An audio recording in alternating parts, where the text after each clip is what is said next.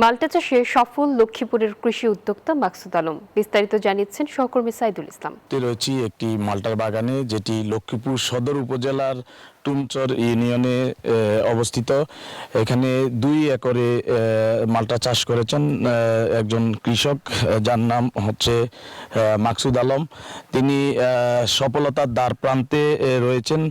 আমি কথা বলেছি সেই কৃষি উদ্যোক্তা মাকসুদ আলমের সঙ্গে। তিনি আমাকে যেমনটি জানিয়েছেন যে 2024 সালে সুপিরিয়ডের সহযোগিতায় তিনি আধুনিক জাতের বাড়ি 1 এবং ভিয়েতনামি জাতের মাল্টা 800 চারা রোপণ করেছেন এবং 2 বছর পর তার ফলন এসেছে প্রথমবারেই।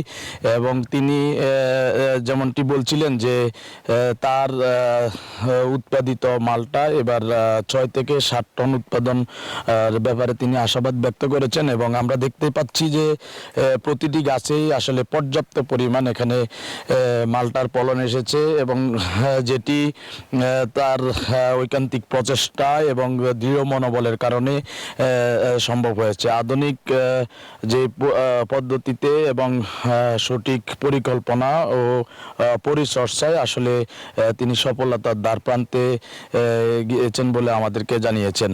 তো তার দেখা দেখি এখানকার আসলে অনেক বেকার যুবকরাই মাল্টা চাষে আগ্রহ বাড়ছে বলে আমাদেরকে জানিয়েছেন।